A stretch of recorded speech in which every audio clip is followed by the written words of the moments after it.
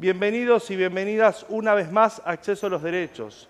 La situación a nivel nacional es bastante compleja y complicada y nosotros desde nuestro programa, desde Acceso a los Derechos, no vamos a quedar aparte de esta realidad.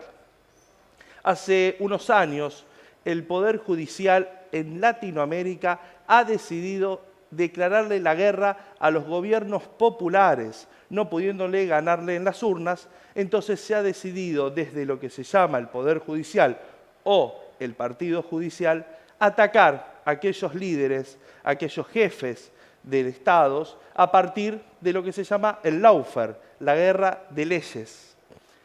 Argentina no quedó aparte de esto, Argentina no quedó fuera de esta decisión a nivel latinoamericano, a nivel de nuestro continente.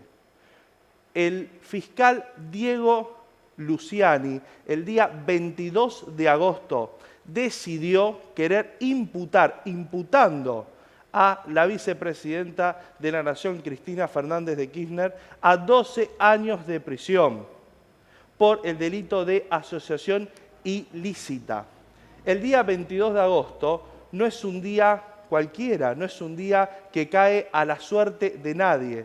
El 22 de agosto de 1951, Eva Perón hace su renunciamiento histórico luego de un gran pronunciamiento de voluntades de miles y miles de argentinos que le solicitaron su candidatura a la vicepresidencia de la Nación en 1951. También se dieron los fusilamientos en Trelew de los prisioneros.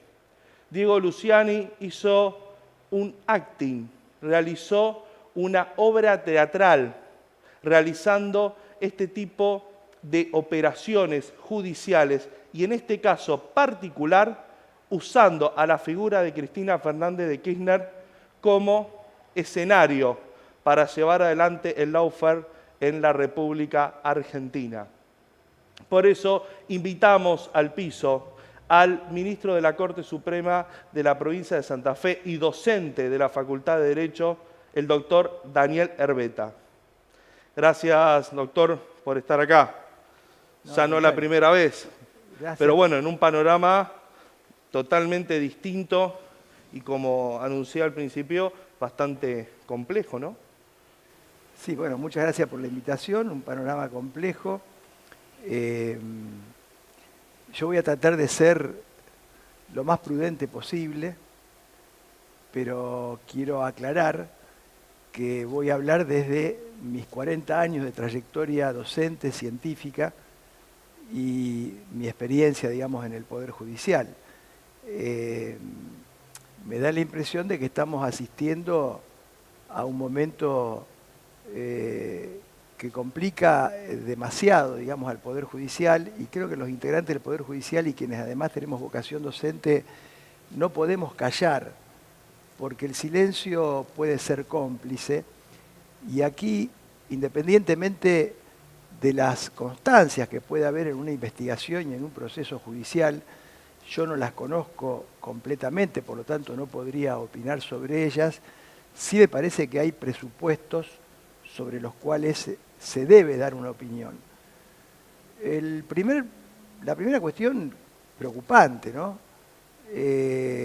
Verdaderamente comparar este juicio de vialidad con el juicio a las juntas militares que constituyeron un presupuesto basal, fundacional de la democracia argentina, cuanto menos constituye una falta de respeto no solo a la sociedad toda que integramos, sino que constituye una afrenta al propio sistema democrático y al propio expresidente Alfonsín, como al fiscal Estracera, como a los integrantes de ese tribunal que, totalmente legitimado, sometió a juicio a los responsables del terrorismo de Estado. Verdaderamente, comparar un juicio donde se está supuestamente investigando sobre precio en obra pública con un juicio donde se investigaron delitos de lesa humanidad que comprometieron al aparato estatal es vergonzante y no puede ser admitido ni aceptado por ningún integrante de ningún poder del Estado y mucho menos por ningún integrante de ningún partido político democrático, porque es una forma de minar la democracia Y es una forma, obviamente, de faltarle respeto a gente sobre cuya integridad nadie dudó. Porque comparar al fiscal Estracera con este muchacho que está actuando en este juicio verdaderamente es inadmisible. Y comparar al doctor D'Alessio, comparar al doctor Aslanian, a los jueces que integraron el tribunal que juzgó a la Junta, bueno, yo no lo vi nunca a D'Alessio tomando mate en una audiencia oral de sometimiento, de enjuiciamiento, digamos, a los integrantes de la Junta Militar. No, aparte un mate que tiene un símbolo, ¿no? El de Liverpool, el del club donde juega partidos. Eso compromete una cuestión que yo quiero señalar como profesor de Derecho, porque creo que los profesores de Derecho también no podemos dejar pasar esto como si nada, ¿no? Y los integrantes del Poder Judicial tampoco. Pero quiero decir una segunda cuestión. En el juicio de las juntas, uno de los integrantes de la primera Junta Militar, Agosti, que fue condenado por delitos de lesa humanidad, fue condenado a 4 años y medio de cárcel. 4 años y medio por delitos de lesa humanidad. Estamos asistiendo a un proceso donde se pide 12 años de prisión para la vicepresidenta, expresidenta de la Nación. No es casual 12. 12 años. Cuidado con la misoginia, porque Milagro Sala lleva 6 años y medio encarcelada. Y si no, pregúntenle a María Julia Alzogaray, quien fue condenada eventualmente en aquel momento y en aquel contexto histórico. Cuidado porque vivimos en una sociedad donde la mujer siempre paga. Y creo que este es otro matiz que no podemos dejar de señalar. Pero en tercer lugar, y aquí viene un poco la necesidad de someter esto a discusión, yo estoy planteando que esto debe discutirse en las universidades, porque este es un problema de debido proceso. Dejemos de lado la evaluación de los elementos completos que puede haber, porque yo no intervengo en el juicio. Pero lo que ha dejado traslucir la prensa, lo que ha dejado visualizar la transmisión de las distintas audiencias, comprometen principios básicos de un Estado de Derecho y llevan a poder plantear juicio de vialidad debido proceso constitucional como un tema de interés en la discusión docente y para nuestros propios estudiantes. Y le voy a dar un ejemplo que no implica comprometer opinión con el fondo del asunto. Principio de inocencia. Estamos escuchando que el imputado debe probar su inocencia. Principio de inocencia y onus probandi. En una facultad de Derecho, a alguien que dijera esto, obviamente no pasa la materia. En segundo lugar, problema de admisibilidad de la prueba. La prueba en un juicio oral debe incorporarse oportunamente y debe un tribunal imparcial valorar no solo la validez, sino la pertinencia de esa prueba. Yo no puedo traer prueba por la ventana en un alegato, pero esto es una cuestión de examen de grado universitario. Es decir, que usted lo desaprueba. Como docente... Pero por supuesto, no solo lo desapruebo, si la repetición de, vamos a llamarlo por ahora, equívocos o ignorancia de derecho es tan grande, le sugiero que estudie en otra facultad, arquitectura u otra carrera, pero no me parece que sea la vocación para un alumno que cometa tantos errores. Dejemos de lado que esa prueba traída por la ventana no tenga ninguna incidencia en la resolución del caso respecto de la vicepresidenta, porque no representan nada. Por el contrario, comprometen seriamente a otros funcionarios y a otros empresarios que tienen que ver con otra gestión de gobierno. Pero dejando de lado esa cuestión, ¿cómo van a incorporar prueba por la ventana y el tribunal va a permitir eso? En tercer lugar, imparcialidad del juzgador. Acá hay jurisprudencia internacional, jurisprudencia de la Corte Suprema Nacional, hay principios constitucionales. Todo ciudadano tiene derecho a ser juzgado por un juez independiente e imparcial. Y la doctrina ha desarrollado la teoría de la sospecha, del temor de parcialidad. No solo debo serlo, sino que debo aparentarlo.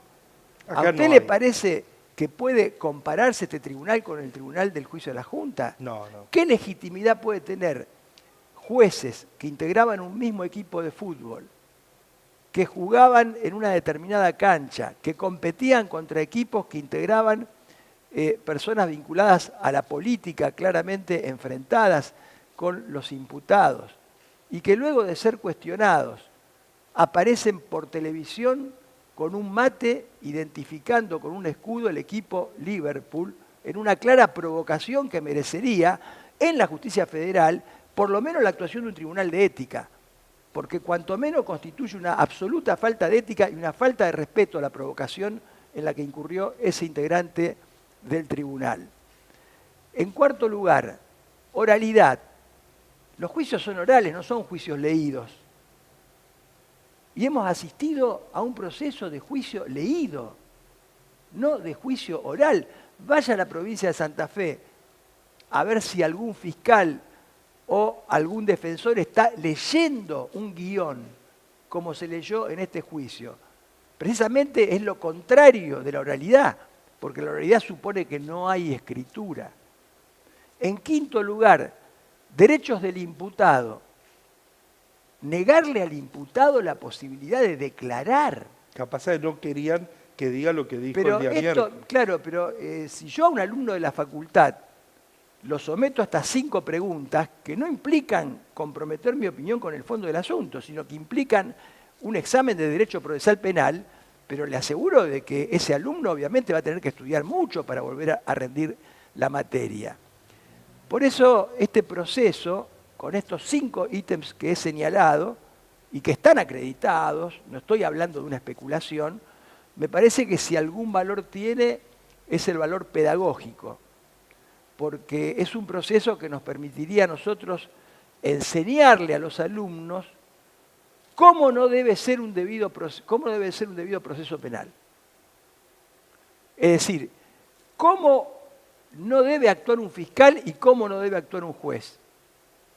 Enseñarles cómo un fiscal, y en alguna medida el tribunal, que esperemos que corrija esto en la sentencia, pueden esforzarse tanto como para que el juicio sea fulminado de nulidad, porque verdaderamente este proceso, con solamente estas cuestiones que tienen que ver con garantías que hacen fundamentalmente la principal garantía, que es la del juicio previo, el debido proceso constitucional, este proceso no puede sostener ningún tipo de validez. Por lo tanto, el valor pedagógico del juicio de vialidad es muy grande, porque por vía negativa nos permitiría explicarle a los alumnos el problema del debido proceso. No quiero que suene ni agresivo ni nada por el estilo, doctor, pero usted tiene una responsabilidad, aparte de ser docente, es parte del Poder Judicial de la provincia de Santa Fe. ¿Cómo se anima a decir este tipo de cosas? ¿Cómo dice, bueno, yo me paro y digo como docente de la Facultad de Derecho, esto hay que decirlo sí o sí, no nos podemos callar? Bueno, en general yo tengo un compromiso y por mi personalidad normalmente digo lo que pienso. Y me parece que ningún docente ni magistrado del Poder Judicial de la República Argentina puede callarse frente a este grotesco. Porque si hoy 9 de cada 10 ciudadanos no creen en la justicia, esta gente está contribuyendo a que prácticamente lleguemos a batir un récord de falta de credibilidad. Y yo, por otra parte, me veo obligado a decirlo, no solo por mi compromiso docente, usted sabe que tengo muchos años de trayectoria, Titular de nacional cátedra e internacional, sino que como miembro del Poder Judicial lo tengo que decir, porque yo soy distinto, yo no quiero que me identifiquen con esa gente. No somos todos iguales. Y hay muchísimos jueces y fiscales que trabajan con compromiso, que trabajan apegados a la letra de la Constitución y de la ley. Y no tienen esos jueces y fiscales que pagar por una situación que no es la primera ni la única. Tenemos en la justicia federal fiscales que están procesados por varios delitos hace años y no pasa nada y siguen trabajando de fiscal. Esto es inadmisible. A mí me invitaron a participar en un concurso de fiscales donde uno de los fiscales que integraba el jurado estaba en esa situación y me negué y le expliqué al procurador Casal por qué me negaba a sentarme en un tribunal con una persona que está procesada y sigue ejerciendo y desempeñando su función. Y son muchos más los casos. Entonces, me parece que llega un punto en donde los que integramos un poder de gobierno, como es el Poder Judicial, que es un poder político porque forma parte de la estructura de gobierno de la sociedad, quienes además tenemos una responsabilidad que tiene que ver con la enseñanza-aprendizaje, no podemos callar, porque esto verdaderamente es un grotesco, como le digo. A mí me llama la atención que no tengan vergüenza, porque los están mirando profesores de derecho. Usted podrá tener una gran cobertura mediática y aparecerá algún constitucionalista o algún académico que intentará defender la actuación de este fiscal y de este tribunal. A esa gente le digo, los invito a debatir públicamente. La Facultad de Derecho de Rosario, la Universidad de Rosario ofrece sus salones. Los invito a debatir públicamente, no sobre el fondo del asunto, sobre el debido proceso constitucional y el juicio de vialidad. Me ofrezco a debatir públicamente con quien quiera venir. El convite está hecho. Entonces, ¿cómo uno se va a callar frente a una situación de esta naturaleza? Situación que, por otra parte, también tiene que ver con una cuestión que hace a la propia historia del Poder Judicial. Porque también en el Poder Judicial lo torcido tiene pasado. En el año 30, Uriburu dictó la ley marcial, cerró el Congreso, derrocó al presidente popular Hipólito Yrigoyen y lo encarceló. Lo acusó de traición a la patria, lo acusaron de traición a la patria, lo acusaron de actos que hoy podrían vincularse a actos de corrupción, hasta de abusos en temas personales. Yrigoyen murió a los 80 años, enfermo, encerrado y encarcelado, pero al único poder que Uriburu, el usurpador, no tocó fue al Poder Judicial, porque le mandó una nota a la Corte de ese momento, muchos de cuyos integrantes había designado el propio Alvear, diciéndole que si validaban el golpe de Estado, el Poder Judicial iba a seguir funcionando de manera intacta y hasta le iban a regalar la posibilidad de que la Corte elija a su presidente, porque hasta ese entonces el presidente de la Corte lo designaba el presidente de la Nación. ¿Y qué hizo esa Corte? Sin caso, en un hecho inédito, sin caso judicial, dictó la famosa acordada del 30, a partir de la cual se validaron las interrupciones al orden constitucional argentino. ¿Y por qué lo hizo? Lo hizo porque obviamente ahí nace la matriz prebendaria, acomodaticia, de defensa de privilegios, que lamentablemente está en una parte del ADN de los poderes judiciales que nosotros integramos. Y Uriburu no se conformó con eso. Proscribió al radicalismo para que justo fuera presidente, proscribió, le impidió a Alvear presentarse a las elecciones. Y si usted sigue con la historia y llega algún otro gobierno popular, como fue el gobierno del general Perón, 240 denuncias penales, tuvo que irse exiliado del país y fue proscripto por años. 18 años. Y si usted sigue con la historia, y fíjese qué coincidencia, ¿no? Siempre el delito y la sospecha de delito y la denuncia y la proscripción está del lado de dirigentes políticos que tratan de ampliar ciudadanía, que tratan de ampliar derechos. Nunca están del otro lado. Nunca están del lado de los que comprometen el patrimonio nacional, de los que reducen el empleo, de los que reducen las posibilidades de bienestar de nuestra gente. Y bueno, me parece que esta genealogía no hay que perderla, esta raíz histórica no hay que perderla de vista, porque la historia se repite y pareciera que estamos asistiendo a un nuevo capítulo de un episodio que ya la historia nos ha mostrado en varias oportunidades.